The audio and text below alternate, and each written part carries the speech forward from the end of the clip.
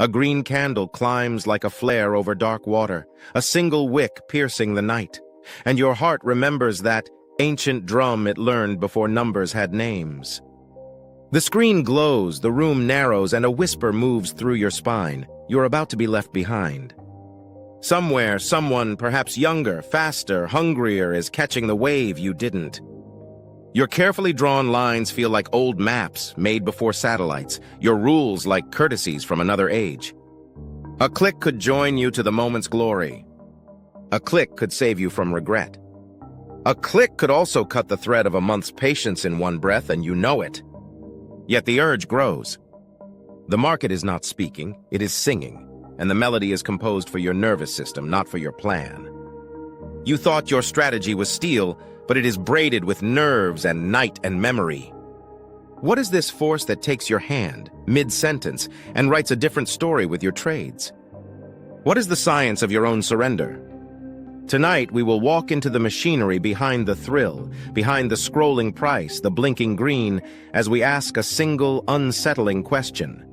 How does fear of missing out hijack your strategy, and what must you become to take the wheel back? We will descend into the brain's backstage, where dopamine tallies possibilities and the salience network marks moments as sacred or trivial.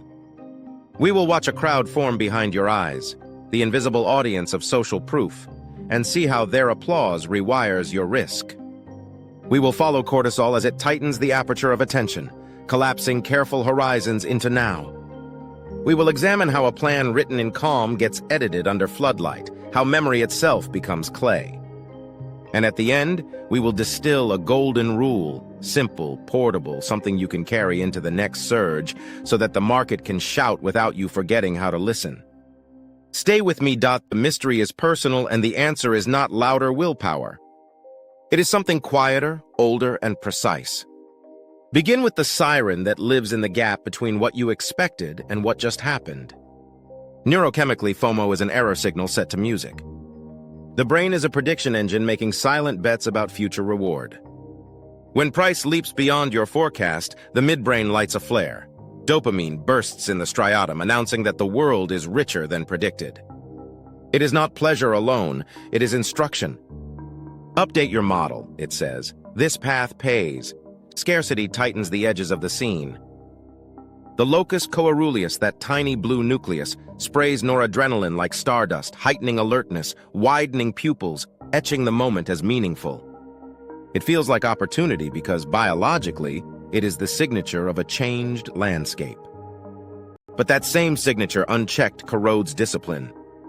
Variable rewards, the casino of markets, run on intermittent reinforcement, the most stubborn teacher of compulsions we know. Every chase that accidentally wins strengthens the path. Every disciplined miss that follows strengthens the ache. The siren is not lying, it is incomplete. It reports that something happened. It does not care if it fits the system that keeps you solvent. And so FOMO begins as accurate chemistry, misapplied to a plan that cannot absorb improvisation without tearing at the seams. Now turn to the crowd that gathers inside your head when the chart opens its mouth. The human animal is tuned to the tribe. Reputation and belonging were once safer than truth. In contemporary markets, the tribe is digital, curated, relentless. Screenshots of profits act like bright berries in ancestral memory. Your ventral striatum lights not only for money, but for status, for likes, for visible proof that you are on the right side of the river. Mirror neurons echo the posture of triumph. Even the idea that they are in and you are not stirs the anterior insula, that seat of interoceptive unease, and the anterior cingulate, the monitor of conflict, starts to ache. Social contagion is not metaphor, it is circuitry. Experiments show that observed gains and losses in others modulate risk-taking in ourselves, shifting our reference point like a shoreline moving with the tide. Add prospect theory's curve, how losses bite harder than equivalent gains, and you arrive at a strange calculus. It may feel safer to jump late than to remain correct and alone. FOMO leverages the biology of belonging, converting other people's outcomes into pressure on your own policy until the strategy you wrote becomes a costume you wear to a party that keeps changing themes. Watch time change shape. Under stress, horizons collapse. The executive network, those frontoparietal circuits that hold plans in working memory, are exquisitely sensitive to cortisol and noradrenaline. When the market surges, physiological arousal narrows the beam. The brain resolves uncertainty by shortening the future. Hyperbolic discounting, that ancient bias, whispers that now is everything, later is a rumor. Your rule to wait for the close, to require confluence, to risk only a fraction, bends under the weight of a moment that feels like a door closing. Pupils dilate. Sensory gating opens. Detail floods the present while context drains away. This is why your strategy can feel like an artifact instead of a tool.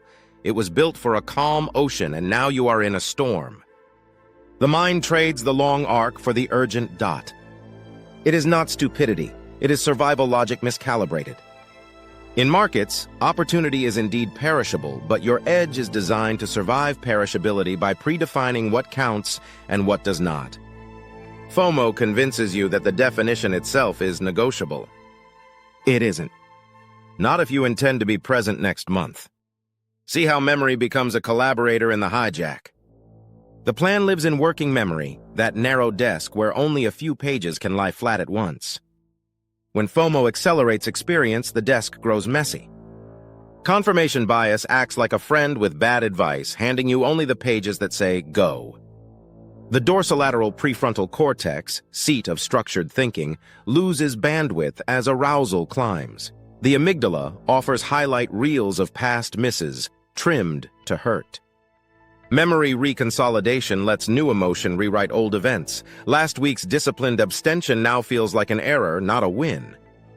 Meanwhile, the belief in your system, your Bayesian prior, shrinks as a single candle is treated like a data set. Even language changes. This time is different, walks in wearing the coat of second-order thinking. In truth, it is first-order reactivity pretending to be insight. The market offers noise in robes of signal, and you accept the costume.